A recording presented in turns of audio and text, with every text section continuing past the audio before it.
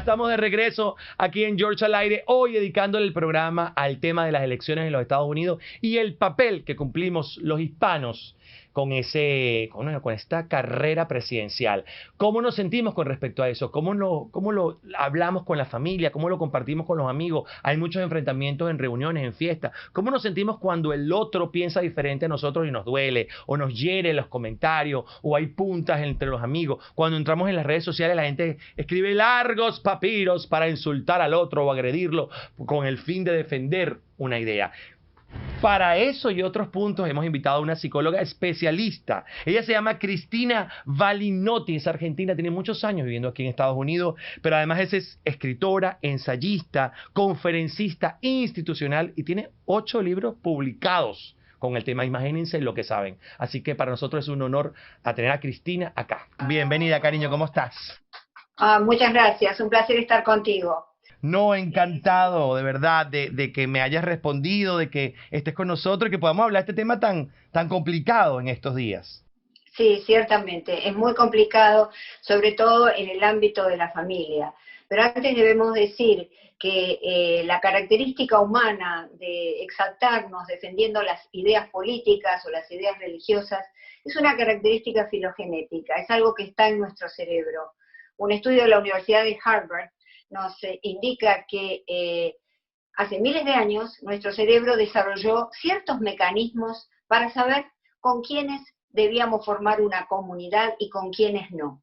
Por supuesto, el cerebro a su vez busca que los miembros de esa comunidad piensen lo mismo en las funciones fundamentales.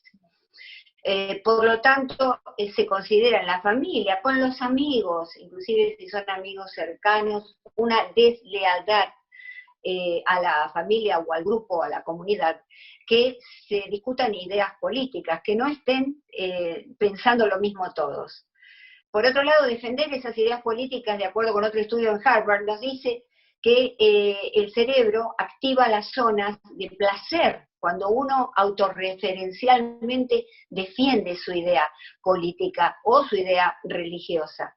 Y entonces el cerebro dispara las mismas zonas de placer que se disparan cuando se hace el amor o cuando se come. Vale decir que es algo que está muy metido dentro de nosotros y no lo podemos cambiar.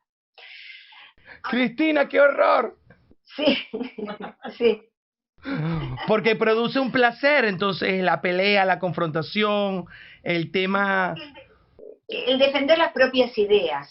Se dispara mucha dopamina, mucha oxitocina, que paradójicamente es la hormona del amor, la hormona que une, pero también se dispara en estas discusiones, ¿verdad? Cuando queremos defender nuestra idea y gritamos y bueno, y nos peleamos con los seres con los cuales mayor armonía debiéramos mantener, que es con la familia, con los seres queridos, con los amigos. Lamentablemente es así. Cristina, te quería hacer una pregunta específica con respecto a este tema. Tú personalmente, como Cristina, me imagino que tienes redes sociales, me imagino que estás en contacto con las redes sociales. ¿Cómo has percibido tú estos meses con tus propios amigos, con las personas que tú sigues, con esas personas que uno tiene como 2 tipos de seguidores? Las personas que uno sigue porque las admira y las sigue porque bien, qué chévere, me gusta lo que dicen. Y hay otras como que son un poquito placer culposo. O sea, uno los sigue pero no cree tanto en lo que dicen, pero uno los sigue porque uno tiene que seguir de todo. ¿Cómo has visto tú, cómo has percibido tú el ambiente en estos últimos 3, 4 meses? Bueno, sin duda, como muy cercano a las elecciones, está muy polarizado todo, se ve el mundo en blanco o negro, y el mundo en blanco o negro es una visión bastante inmadura de la realidad, bastante de niños, porque cuando venimos grandes, nos desarrollamos, entendemos que hay grises, y entendemos que por supuesto las cosas no siempre son buenas o malas, estoy en contra o a favor, siempre hay matices. Por lo tanto, eso se puede pulsar en la realidad, sin duda. Por eso hay que respetar mucho las ideas políticas de los otros, defender las propias, pero no llegar al fanatismo. Yo prefiero, cuando estoy con amigos, y es lo que aconsejo, no hablar de partidos políticos, no hablar de ideologías, porque las ideologías nos van a llevar siempre a la emoción, nos van a llevar siempre al fanatismo. Mientras que si hablamos de ideales, si hablamos de ideas, y es muy distinta la idea al ideal de la ideología, Totalmente. entonces, claro, ya podemos manejarnos más con nuestra parte racional. Y entonces no vamos a dejar que nuestro cerebro se secuestre de emociones y que no pueda pensar en lo más mínimo. Tú sabes que el cerebro límbico, donde están todas las emociones, siempre es de alguna manera equilibrado por el cerebro prefrontal. Es el cerebro con el que pensamos, planificamos, tomamos buenas decisiones. Entonces, cuando ese cerebro prefrontal nuestro no puede actuar, se dice que la parte límbica de las emociones está secuestrada por las emociones, por la emoción que sea, ¿verdad? Y nos vamos a un extremo. De modo que lo ideal en estos casos es favorecer el término medio, el equilibrio. Ahora, claro, ¿cuáles serían los consejos, verdad? Claro, ¿cómo mantener el equilibrio? Porque yo, por ejemplo, la pregunta que te hacía, yo, por ejemplo, veo mis redes, trato, como te digo, de seguir como mucha variedad. No quedarme pegado en una sola tendencia, sino también ver el otro. A mí me gusta ver el otro y entenderlo y ponerme en sus zapatos, entender lo que piensa, por qué lo dice, por de dónde viene, de dónde procede ese sentimiento o esa emoción o ese ideal o esa filosofía de vida. Entender cómo es esa otra persona. Yo tengo una forma de pensar, pero también comparto la tuya en muchos aspectos, porque como bien decías algo que me encantó, el ideal. Todos queremos que las cosas funcionen. Todos queremos que el país vaya bien, que tengamos buena economía, que tengamos trabajo, que tengamos bienestar. Todos queremos eso. Yo no oigo gente que diciendo, ojalá se quiebren las compañías y las corporaciones. Desear eso sería terrible porque nos perjudicaríamos a todos.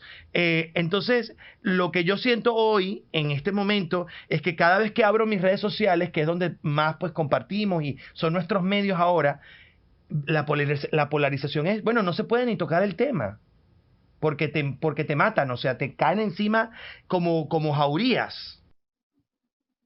Exactamente. En realidad este es el pensamiento dicotómico del que yo te hablaba, ¿verdad?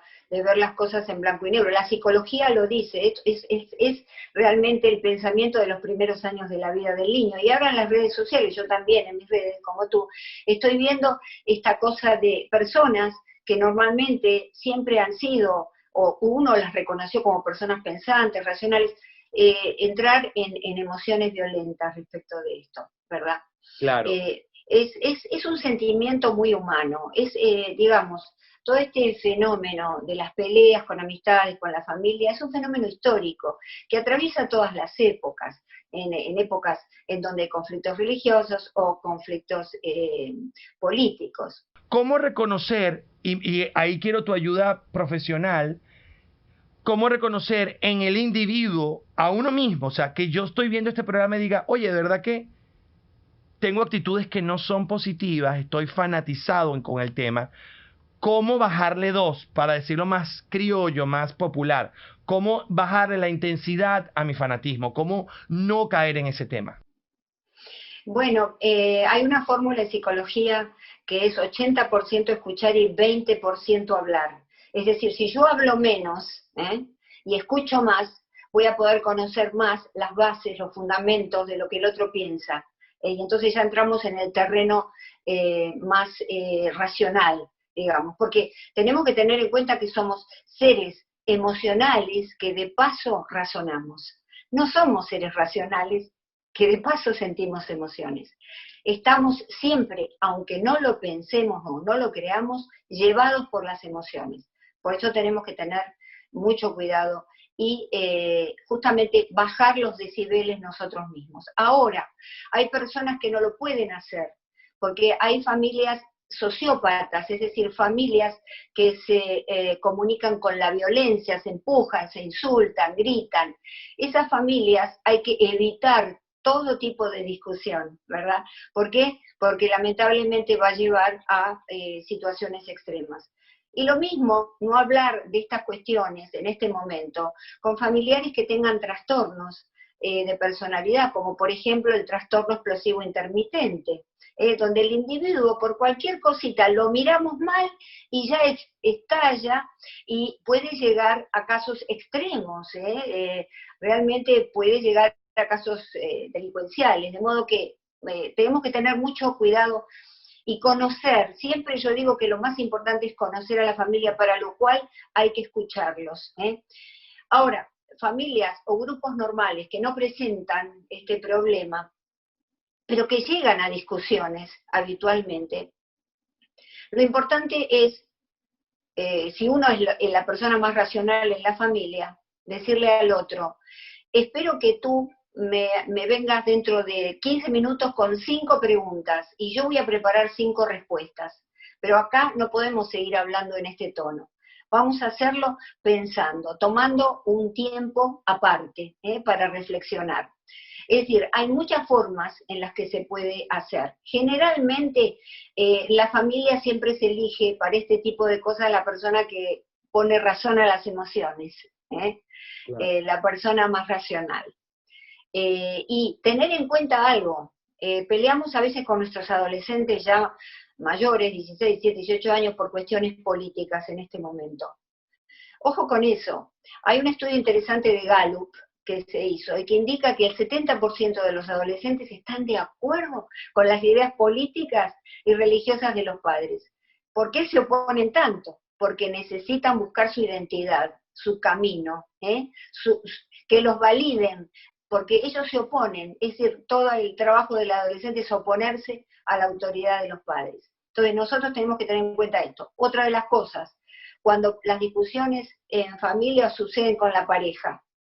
Es decir, aquí se ha trasladado un conflicto de la pareja que no se quiere hablar, que no se ha superado, al terreno de la política. Y entonces allí se liberan todas las tensiones y todos los odios que en realidad se tienen entre ellos. Por eso todo esto hay que conocerlo para poder reflexionar y manejar mucho mejor este momento que estamos viviendo. El tema, por ejemplo, Cristina, de la ofensa, en lo que acabas de decir es maravilloso. Parejas y familiares que saben los puntos débiles de esa otra persona. Por ejemplo, que esa otra persona, no sé, no le gusta levantarse temprano, le cuesta a la mañana. Y entonces cuando van a hablar de política dice, bueno, pero claro, con gente floja como tú, que le gusta dormir hasta el mediodía, ¿cómo vas tú a defender? Y tú dices, pero ya, ¿por qué mezclar las cosas? O sea, es buscar herir al otro porque conoces, como eres su familiar o eres un amigo muy cercano, intentar herir al otro con situaciones personales. Creo que es de las peores de las cosas que podemos hacer, porque nos estamos hiriendo en lo más profundo de nuestro ser también, porque al herir a un querido nos herimos a nosotros. No, sin duda, por supuesto, sin duda. Por eso tenemos que entrar en un proceso de reflexión. Y ojo, que muchas veces herir al otro por cualquier cosa es una manera disfrazada, que a lo mejor la persona que hiere ni siquiera se dio cuenta. Es una manera inconsciente de herir al otro por otras cuestiones. Porque hay familias que no hablan, familias que sienten rencores, resentimientos uno con el otro y no se animan a decirlo, para mantener a veces la armonía familiar. Pero hay que hablarlo, todo se puede hablar, todo se puede debatir. Hay que diferenciar entre el conflicto y el desacuerdo. Está bien estar en un desacuerdo. El conflicto tenemos que solucionarlo en el terreno de lo psicológico, en el terreno de la terapia, para no llegar más que a desacuerdos, llegar a peleas, que a veces son peleas físicas, a veces no se ven más por mucho tiempo. Total. De modo que es un absurdo que nos separemos con las personas que más amamos, con las personas que más nos tienen que interesar, por una cuestión ajena a nosotros, porque ni siquiera es algo que es de la familia. A mí me encanta además que podamos conversar. Nosotros venimos de países, yo sé que tú tienes muchos años viviendo acá en Estados Unidos, pero venimos de países polarizados por la política. divididos, amigos queridos, familiares separados, primos que no se hablaron más, hermanos que no se hablaron más, por temas políticos que, como bien dices tú, destruye lo más preciado que tenemos. Si no le hablamos a un hermano, ¿cómo podemos continuar tan tranquilos, campantes por la vida? Si, o a veces denunciamos a nuestros propios familiares por temas políticos. Es terrible.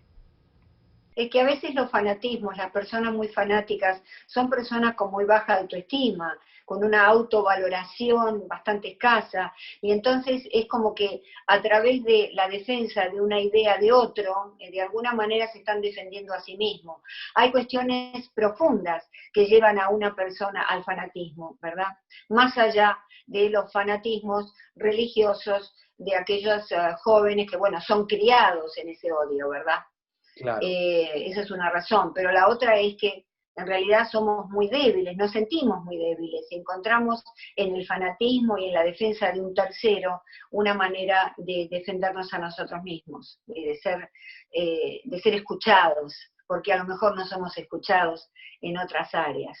Wow, eso es muy revelador lo que has dicho, es realmente revelador, porque a veces uno no entiende de qué material está hecho cierta persona que puede agarrar e irse a puños o armarse de una pistola y ir con otra persona por defender una idea o una filosofía de un tercero que no tiene nada que ver con la relación que podamos tener nosotros. Sin duda. Pero también tener en cuenta que está el trastorno psicológico y la enfermedad mental. Es decir, pero acá en el trastorno psicológico, si tenemos un miembro de la familia que padece un problema de ira, de que cada tanto entra en ira, se pone violento, no debemos hablar delante de él, porque son trastornos de personalidad. Personas que funcionan muy bien en la sociedad, trabajan, son inclusive personalidades destacadas, sin embargo, tienen esta debilidad que pueden explotar por cualquier cosa. Yo tengo y explotan desproporcionadamente. Tengo varios conocidos, así que trabajan, pagan sus taxes, todo. Y tú no le puedes decir, mira, ¿qué pasó? Tienes un pelo en la cara. ¡Ah! Se ponen, pero furiosos. No es enfermedad mental, pero son trastornos de personalidad. Entonces tenemos que tener cuidado. Claro. En algunos casos, cuando son muy graves, sí pueden entrar en la enfermedad mental, ¿verdad? Claro. Pero bueno, hay que conocer a la familia. Cristina, gracias por estos minutos que me has dedicado a mí y a toda la audiencia. Yo quiero delante de ti decirle a las personas que nos están viendo que si usted tiene de verdad una situación familiar delicada, porque ahora todo el mundo está atravesando por una situación con esto del fanatismo que es muy violento, se puede tornar muy violento, consulten con un especialista, porque a veces creemos que podemos manejar esta situación y no sabemos cómo manejarlo. Y hoy me ha dicho cosas que son muy básicas, para que puedes funcionarlas, que puedes trabajarlas, pero son muy profundas también.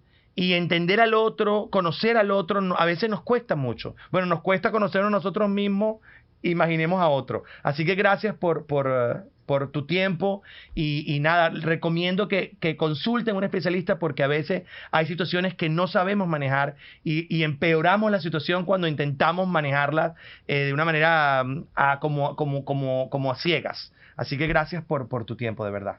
Un placer. Gracias a ti, un placer. Encantado, cuídate mucho.